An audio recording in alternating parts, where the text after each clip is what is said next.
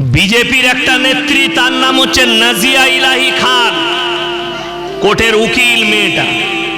এই হারামের আওলাদ, এর খোঁজলেন, এর জন্ম, এর নসলের গোলমাল আছে।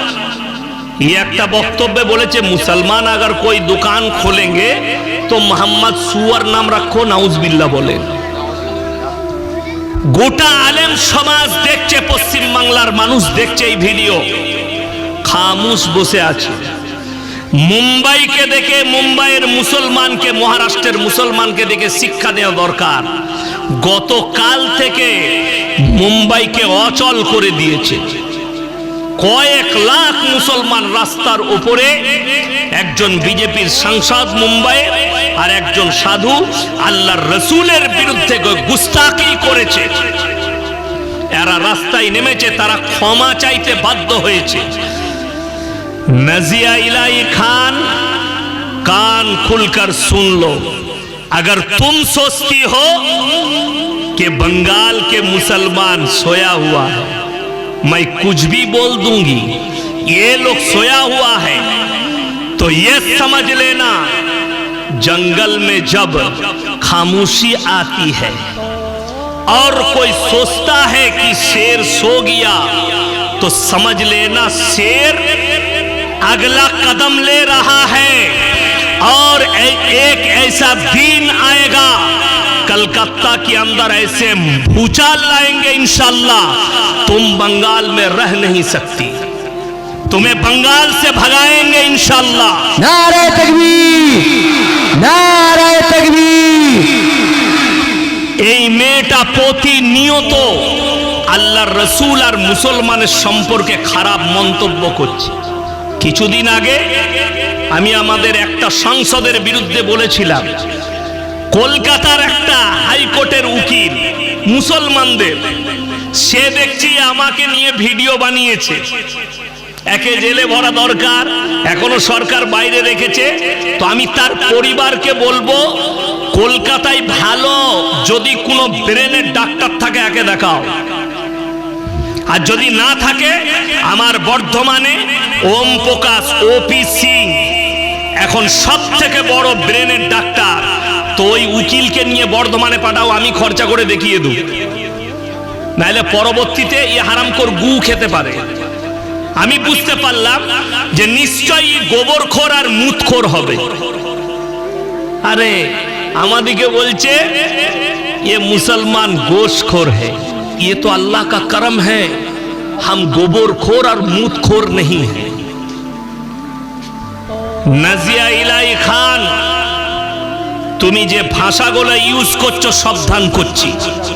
আর আমি রাজ্য সরকারকে বলবো, আপনারা মনে করেন না এই বিজেপি নেত্রী মাথায় তিলক লাগিয়ে মুসলমানের নাম নিয়েছে, নাম রেখেছে মুসলমান, আর ইসলামের বিরুদ্ধে আর রসুলের বিরুদ্ধে বলবে, আর মুসলমান চুপ করে বসে থাকবে। যেদিনে আমরা কলকাতায় নামবো, যেদিন এই মৌলবি শওকতের বেটা যেদিনে আওয়াজ তুলবে আর কলকাতায় দাঁড়াবো, সরকারকে পর্যন্ত কাঁপিয়ে দেবো, তাকে 2 ঘন্টার মধ্যে দেশ ছাড়া করবো ইনশাআল্লাহ। কি করে ভাবতে পারে গুস্তাকে রসুল मोहम्मद सुअर? अरे हरामेर औलाद, नाजिया इलाही खान, तुम हराम के औलाद हो। अगर हिम्मत है तो तुम मीडिया वालों को बोलो हमारे सामने बैठने के लिए, हम प्रूफ कर देंगे कि तू हराम की औलाद है। और ये नहीं प्रूफ कर पाया तो मैं हिंदुस्तान के अंदर तकरीर नहीं करूंगा इंशाअल्लाह। बड़ी दुख की बात है, बड़ो कष्टेर विषय, প্রতিনিয়ত খারাপ কথা বলছে ইসলামকে নিয়ে, মুসলমানকে নিয়ে। আপনারা দেখতে পান না ফেসবুকে, ইউটিউবে কিভাবে এই মেয়েটা কথা বলছে, আর মনে করছে যে এই মৌলবীরা কিছু করতে পারবে না, মুসলমান জেগে আছে। তুমি মনে রাখো, যেদিনে রাস্তায় নামবো, তোমাকে এই বাংলায় থাকতে দেবো না, তোমার বিহারে বাড়ি, বিহারে পাঠাবো তোমাকে, বাংলার মাটিতে তোমাকে টিকতে দেবো না। বড় কষ্টের বিষয়, এইগুলো জেনে রেখে দিবেন। নাজিয়া ইলাহি খানকে বলবো, আরে হারামের আওলাদ, ইসলাম রসুল যদি খারাপ হতো, ইসলাম যদি এতই খারাপ, তাকিয়ে দেখ পৃথিবীর শ্রেষ্ঠ ব্রেক ড্যান্সার মাইকেল জ্যাকসন কি দেখে ইসলাম কবুল করলো? জোরে বলুন সুবহানাল্লাহ। পৃথিবীর শ্রেষ্ঠ বক্সিং ফাইটার মাহমুদ আলী আল্লাহর রসুলের আখলাক দেখে ইসলাম কবুল করেছে। মোহাম্মদ ইউসুফ ইউহানা, আজকে ইউসুফ ইউহানা থেকে মোহাম্মদ ইউসুফ হয়ে গেল, ক্রিকেটার ইসলাম কবুল করেছে। এদের আখলাক আর চরিত্রকে জিজ্ঞেস করো এরা কি দেখে ইসলাম কবুল করেছে। আমি বলে যাচ্ছি, একটা মৌলবীর মুখ থেকে শুনিয়ে দেন কেউ রামের বিরুদ্ধে কোনো খারাপ কথা বলেছে? বলেছে আজ পর্যন্ত? বলেনি। একটা প্রুফ দেখাও আর আমি মুসলমানকে নিষেধ করে যাব কারো ধর্মকে গালি দিও না, এটা রাসূল সাল্লাল্লাহু আলাইহি সাল্লামের হাদিস।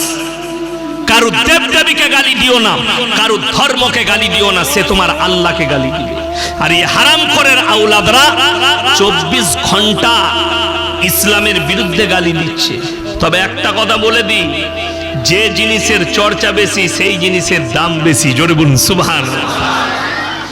পৃথিবীতে এখন সব থেকে বেশি চর্চা কার? কার? দাড়ি, টুপি, ইসলাম, হাদিস, কোরআন, মাদ্রাসা, মসজিদের।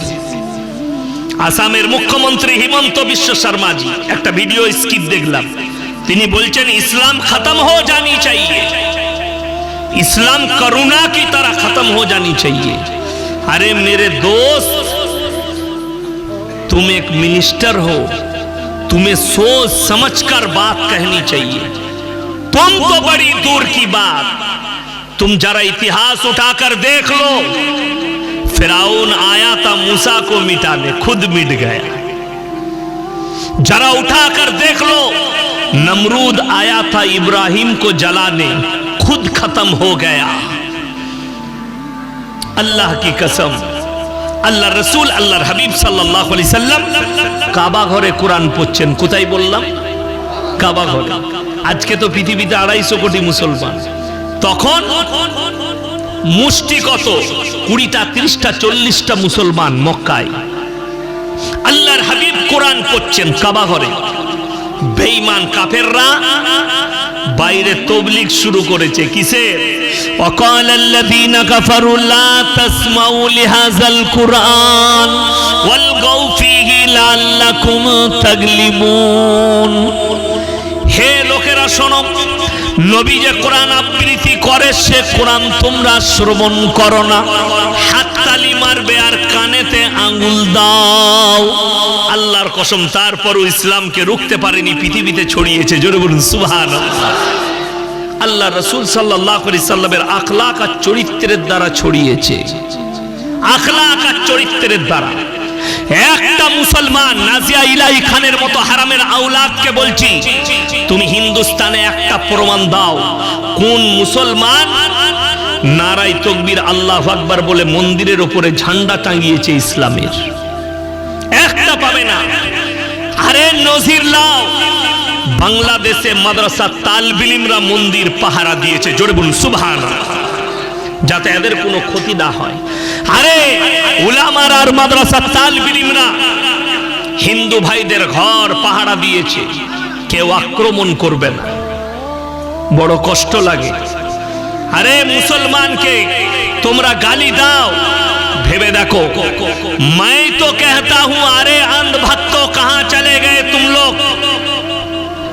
तिरुपति मंदिर में जो लड्डू बटा जाता है, लैब के अंदर पकड़ा गया, उसके अंदर गाय का चर्बी लगाया गया, सुअर का चर्बी लगाया गया, मछली का तेल इस्तेमाल किया गया उस घी के अंदर। अभी अगर ये कंपनी कोई मुसलमान का होता तो अभी तो पाकिस्तान, बांग्लादेश कहां कहां जोड़ जाते इनके साथ। কতগুলো যোগ আসতো তা ঠিক নাই, কিন্তু কোম্পানিটা হচ্ছে একজন অমুসলিম ভাই, হিন্দু ভাই। আরে মুসলমানরা গরু খেলে গো হত্যা পৃথিবীর 2 নম্বর স্থানে আছে। কে 2 নম্বর স্থানে? কে আছে? ভারত। গরুর গোশ স্পোর্টে, বিদেশে যেগুলো স্পোর্ট করা হয়, 2 নম্বরে ভারত। নাম্বার 1 ব্রাজিল, নাম্বার 1 কে বললাম? ব্রাজিল। নাম্বার 2 ভারত। ভারতে 7টা কোম্পানি আছে, ফ্যাক্টরি আছে, তার মধ্যে 5টা হচ্ছে হিন্দু ভাইদের, নাম দিয়েছে মুসলিমদের। যেহেতু আরবে পাঠাতে হবে, কাতারে, কুয়েতে, লেবানন, জর্ডান, এই দেশগুলোই পাঠাতে হবে, নাম দিয়েছে মুসলিমদের। সেখানে গায় প্রত্যেক দিন 5000 করে এক একটা কতলখানায় গরু জবাই করা হচ্ছে, আর মাংসগুলো স্পট করা হচ্ছে। अरे तुम कहते हो गाय हमारा माता है, पहले तो जोगी जी से मैं कहूंगा कि आपके राज्य में एक है, उनको तोड़ो, उस फैक्ट्री को तोड़ दो अगर हिम्मत है। बड़ी दुख की बात है। শুনেলেন, ইসলামের বিরুদ্ধে তখন বলা যায় যারা বলছে দুঃখ পাবেন না কেন, যে গোবর খায় মুতখোর হবে, তাদের মুখে নবীর বিরুদ্ধে কথা ছাড়া আর কিছু বেরোতেই পারে না। কথাটা বুঝতে পেরেছেন না পারেননি? গোবরখোর আর মুতখোর, এদের মুখ থেকে ভালো কথা বেরোতেই পারে না। কিন্তু আমি আপনাদেরকে অনুরোধ করে যাচ্ছি, কার দেব দেবীকে গালি দিবেন না, জোরে বলুন ইনশাআল্লাহ। কার ধর্মকে গালি দিবেন না। কেন? আল্লাহ রসুলের হাদিসের উপরে আমল করেন। রসুল বলেছেন, তোমরা মুমিন ততক্ষণ হতে পারবে না যতক্ষণ পর্যন্ত তোমার কাছ থেকে তোমার প্রতিবেশী সুরক্ষিত নয়। এটা হচ্ছে আল্লাহ রসুলের হাদিস। আপনার প্রতিবেশীতে কে বাস করছে দেখো না। এই যে বন্যা হয়েছে, হয়েছে না হয়নি? আপনি যদি বন্যা দুর্গত এলাকায় ত্রাণ নিয়ে যান, আপনি দেখেন না কে বসবাস করছে, হিন্দু হোক, দলিত হোক, আদিবাসী হোক, খ্রিস্টান হোক। সে যদি বস্ত্রহীন হয় বস্ত্র দাও, বিপদে পড়লে পাশে দাঁড়াও, কিন্তু তাকে ঘৃণা করো না। এটাই রসুলের আখলাক আর রসুলের হাদিস।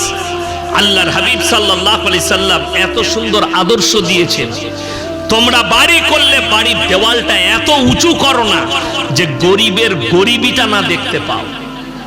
আপনার পাশের যে গরিব, সে খেতে পাচ্ছে কিনা, পাশের বাড়ির বড় লোকের দায়িত্ব এটা খোঁজ নেওয়া। তার বাড়িতে চুলা জ্বলেছে কিনা, আপনার দায়িত্ব খোঁজ নেওয়া। এটা ইসলাম। আমরা মনে করেছি নামাজ, রোজা, তসবিহ, তিলাওয়াত, হজ, যাকাত এটা ইসলাম না। মাথা থেকে পা পর্যন্ত পরিপূর্ণ একটা জীবন ব্যবস্থার নাম ইসলাম। জোরে বলুন সুবহানাল্লাহ। বেঈমান কাফেররা চেষ্টা করবে আপনাকে ইমানের দ্বারা, আপনার আখলাকের দ্বারা প্রতিহত করতে হবে। করবেন, জোরে বলুন ইনশাআল্লাহ। আপনাদের মনে নেই করোনার সময় অর্ণব গোস্বামী, একজন অ্যাঙ্কার আছে, টিভির অ্যাঙ্কার, রুবিকা লিয়াকত, অঞ্জনা আমকাশব और अनिश देवगन। আমি ওদিকে বলেছি, ভাই मैंने तुम लोगों को 1000 से भी ज्यादा मर्तबा मैंने इनवाइट किया कि एक मर्तबा हमारे साथ बैठ जाओ, एक मर्तबा बैठो, फिर मैं तुम लोग को समझाएंगे इस्लाम क्या है, शरीयत क्या है, कुरान और हदीस क्या है। ওরা মিডিয়ারা, অ্যাঙ্কাররা ডাকে কাকে? যার মধ্যে ইলম কালাম নাই তাকে ডাকে। যারা ওদের কাছে বিক্রি হয়ে ওদের মতো করে কথা বলবে তাকে ডাকে। আমাদের মতো মৌলবিদিকে ডাকতে চাইবে না। কেন? এরা বিক্রি হবে না, মুখের ওপরে জবাব দিবে, অপমান করবে আমাদেরকে, আমাদের কথার উত্তর দিয়ে আমাদেরকে ছোট করে দিবে। ওই জন্য ইন লোগ কো মত বুলাও। বুলাও কিসকো? ওহি লোগ কো বুলাও जो पैसे में बिक जाएंगे। ওই জন্যই আপনাদের মনে আছে করোনার সময় কি বলেছিল অর্ণব গোস্বামী? বললে যে पूरे भारत के अंदर ये जो कोरोना फैली है ये दिल्ली निजामुद्दीन से फैली। বলেছিল না? বলেনি? দিল্লি মার্কাজ থেকে ছড়িয়েছে, জামাতি ভাইরা ছড়িয়েছে। এ কত বড় দুঃখের বিষয়। আমাদের উলামারা চুপ, খামুশ। বিদেশের জামাত ছিল, সবাই চুপচাপ।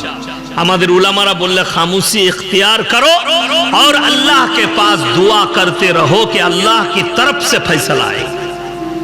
अल्हम्दुलिल्लाह, अल्लाह ने फैसला दे दिया। मुंबईर हाई कोर्ट फैसला दिले তবলিগ জামাতের বিরুদ্ধে মিথ্যা অপপ্রচার করা হয়েছে। দিল্লি থেকে করোনা ছড়ায়নি, বরঞ্চ আহমেদাবাদের স্টেডিয়াম, সেই স্টেডিয়ামে যখন ডোনাল্ড ট্রাম্প এসেছিল নামাজতে ট্রাম্প থেকে ছড়িয়েছে। জোরে বলুন সুবহানাল্লাহ। অ্যারেস্ট ওয়ারেন্ট জারি হলো অর্ণব গোস্বামী, যে চেয়েছিল আলেমগুলোকে মোল্লা সাদ সাহেব থেকে শুরু করে যারাই জিম্মেদার আছে কোমরে দড়ি বেঁধে জেলের কুঠরিতে ভরবো। আল্লাহ তার কোমরে দড়ি দিয়ে মাথায় চাবড়িয়ে তাকে জেলের কুঠরিতে ভরেছে মুম্বাইয়ের পুলিশ। মুম্বাইয়ের পুলিশকে স্যালুট জানাই। জোরে বলুন সুবহানাল্লাহ। কিছুই হলো না। ইলাহাবাদ হাইকোর্ট, সুপ্রিম কোর্ট সব রায় দিয়ে দিল, না দিল্লি থেকে ছড়াই। আরে ভাই, থোড়ে তো দিমাগ লাগাও। যারা শিক্ষিত আছেন তারা শুনে যান। বিশ্ব স্বাস্থ্য সংস্থা ওয়াও তারা বলেছিল, ফরমান জারি করেছিল যে মানুষের করোনা থেকে বাঁচার উপায় বলেছিল রাস্তা। তার মধ্যে একটা বলেছিল ঘরবন্দি, তার মধ্যে দ্বিতীয়টা বলেছিল যারা বেশি বেশি হাত মুখ ধৌত করবে তাদের কাছে করোনা আসবে না। আমরা 5 ওয়াক্তের নামাজে কবার উজু করি? কথা বলে না? 5 বার। তো 5 বার দিনে হাত মুখ ধোয়া হচ্ছে না হয়নি? তাইলে করোনা আর আমাদের কাছে আসবে? আরে উত্তর প্রদেশে হিন্দু ভাই মারা গেছে, তার পরিবার তাদের সৎ কাজ করেনি, মুসলমান নিয়ে গিয়ে সৎ কাজ করেছে। এটা প্রমাণ দিয়েছে কি হায়াত আর মতের মালিক সকলে বলুন কে? আল্লাহ। আর এটা আমরা মুসলমানরা বিশ্বাস করি। নাজিয়া ইলাহি খান তো শুনলে, ये कौम, ये मुसलमान कौम सिर्फ अल्लाह से डरने वाला कौम है। दुनिया के किसी ताकत से हम नहीं डरते, दुनिया के कोई बादशाह से हम नहीं डरते। अगर डरते हैं तो सिर्फ अल्लाह से डरते हैं। हाँ, हम हमारे देश के जो मंत्री हैं हम उनको रिस्पेक्ट करते हैं।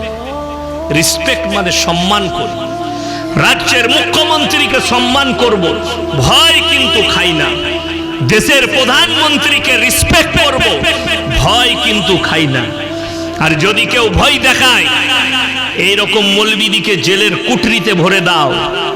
আল্লাহর কসম করে বলছি, আমাদের আকাবিররা জেলের কুঠরি ভরেই দিয়েছে কিন্তু নিজের ঈমানকে বিক্রি করেনি। আমরা হচ্ছি সেই আকাবিরদের ওয়ারিস আর রাসূলের ওয়ারিস। আল্লাহ নবী সাহাবীদের কোমরের তলায় আগুন দিয়েছে, সাহাবীরা মাথা নত করেনি। আর আল্লাহ নবী বলেছেন আল উলামা ওয়ারাসাতুল আম্বিয়া। আমরা কি করে মাথা নত করব বেঈমান কাফেরের কাছে? কোনো রাস্তাই নাই। আমি মুসলমান ভাই আপনাদেরকে বলে যাচ্ছি, সবাই হাত তুলে বলুন আমরা ঈমানের উপরে টিকবো। জোরে বলুন ইনশাআল্লাহ। যত কিছুই বিপদ আসুক, আল্লাহ আল্লাহ। আজকে মুসলমান এত বিপদগ্রস্ত কেন জানেন? আল্লাহ কাকে বলে? তার একটা দলিল দিই। আল্লাহ হচ্ছেন সেই, ওই এলাকায় পানি ঢুকেছে, অনেকগুলো বাড়ি গঙ্গা টেনে নিয়েছে, ভাগীরথী। দোয়া দেব সর্বপ্রথমে, আল্লাহ তুমি মানুষকে বিপদ থেকে উদ্ধার করো, বলুন আমিন। যারা বন্যার দুর্যোগের মধ্যে আছে, কষ্টের মধ্যে আছে, তাদের কষ্টকে উদ্ধার করো। তবে আমি গাড়িতে আস্তে আস্তে বলছিলাম, একজন মুম্বাই থেকে ফোন করলো, আমার আত্মীয়, বললে ভাই 3 দিন হয়ে গেল বৃষ্টি ছাড়েনি, মুম্বাই ডুবো ডুবো অবস্থা। আমি বললাম বাংলারও হয় তাই, ভারতের সব জায়গা। কোরআনে আছে ওয়াইদাল বিহারু ফুজ্জিরাত। আল্লাহ তাআলা কিয়ামতের পূর্বে, কিয়ামতের আলামতের মধ্যে আলামত হচ্ছে সমুদ্রকে উতলে দেবে, ওপর দিকে উতলে পড়বে, যাতে পৃথিবীতে ভয়াবহ দুর্যোগ আর বন্যা দেখা দিবে। আর সমুদ্র আর পানি টানবে না, তখন উতলিয়ে বাইরে ফেলবে। কিয়ামত কাছে আসছে। আমি 2-4টা আলোচনা করব, সবাই আমল করব, বলুন ইনশাআল্লাহ। কে কি বলছে পৃথিবীর, কে কি করছে, এতে ইসলামের কোনো যায় আসে না। মুসলমান যদি কালমার উপরে টিকে, পৃথিবী পৃথিবীর আর কোনো শক্তি আপনার কাছে টিকবে না। আমি কালকের জলসায় আলোচনা করেছি যে ভাই মারাত্মক দিক হচ্ছে উলামাদের দুঃখ আর উলামাদের কষ্টটা হচ্ছে এই ভারতে কিন্তু বর্তমানে 30 কোটি মুসলমান আছে না? কথা বলে আছে। কম বেশি 30 কোটি মুসলমানের কাছে হিসেব করলে 30 কোটি মোবাইল বেরোবে, বেশি আছে, আমি এটা কম করে বলব, ঠিক কি না? এই অ্যান্ড্রয়েড মোবাইলগুলো 30 কোটি মুসলমান থাকলে 30 দুগুণে 60 কোটি হওয়া দরকার, আমি 30 কোটি ধরলাম। কথাটা বুঝতে পারেননি? 30 কোটি। দুঃখটা এক জায়গায়, কেন্দ্র সরকার আইন আনতে চাইছে ওয়াকফ সম্পত্তিকে দখল করব, আমাদের হাতে এখতিয়ারে আসবে, আমরা আমাদের মতো করে তোমাদের উন্নয়ন করব। তো উন্নয়ন যা করেছে তা দেখাই যাচ্ছে, আলহামদুলিল্লাহ খুব বড় উন্নয়ন করেছে দেশের। তো দেশের যদি এত উন্নয়ন করে আপনার কতটা করবে সেটা আপনি হিসেব করুন। নাম্বার 2, পার্সোনাল বোর্ড আপনাদের মুসলমানদিকে ভারতবর্ষে ভোট দিবার জন্যে একটা গুগলে স্ক্যানার দিল, যেটাতে আপনারা ভোট দেন, মুসলমানদের ভোট এতে পৌঁছাক, যে আমরা এটা তীব্র নিন্দা এবং বিরোধিতা করছি। অবাক হবেন, গোটা ভারতবর্ষে মাত্র 4.5 কোটি ভোট পড়েছে, 4.5 কোটি। এইখান থেকে বোঝা যাচ্ছে যে মিনিমাম 25 কোটি মুসলমান তারা মোবাইলকে মিস ইউজ করছে। কথা বলবেন না ভাই, যার কথা বলার ইচ্ছা পালিয়ে যান, আমার ডিস্টার্ব লাগছে কানে, আমি এখনই গাঁজা করে গল্প ধরবো।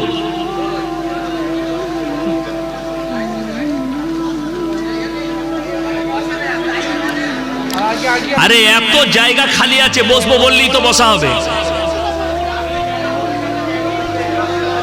এ ভাই, এই জায়গাগুলো ফাঁকা আছে, আমি দেখতে পাচ্ছি, এগুলো একটু চেপে চেপে আসেন, একবার তাকবীর দেন, নারায়ে তাকবীর। সরে আসেন ভাই, একটু তাড়াতাড়ি আসেন ভাই, খুব গুরুত্বপূর্ণ কথা হচ্ছে ভাই, ওয়াকফ সম্পত্তি সম্পর্কে খুব গুরুত্বপূর্ণ, এগুলো আমাদের নওজওয়ানদেরকে জানা দরকার আছে। তাড়াতাড়ি আসেন, তাড়াতাড়ি ক্লিয়ার করেন, তাড়াতাড়ি একবার তাকবীর দেন, নারায়ে তাকবীর, আরো জোরে নারায়ে তাকবীর। আল কোরআনের আলো হযরত মাওলানা ইয়াসিন সাহেব জিন্দাবাদ। আমার ভাই, দুঃখটা উলামাদের আমাদের একটাই। দেখুন, ইতিহাসের পাতা খুললে দেখতে পাবেন, ভারতে এই ভারতকে ইংরেজদের হাত থেকে স্বাধীন করার জন্য সব থেকে বেশি মুসলমানদের মধ্যে যারা প্রাণ দিয়েছে তারা হচ্ছে উলামায়ে দ্বীন, আলেমরা। আপনার এই মসজিদ, আপনার ঘর, ওয়াকফের সম্পত্তি কিভাবে টিকে থাকবে এটা আপনার ফিকির না থাকলেও আলেমদের ফিকির আছে, আমাদের ফিকির আছে। মাত্র 4.5 কোটি ভোট পড়েছে, আমরা অবাক।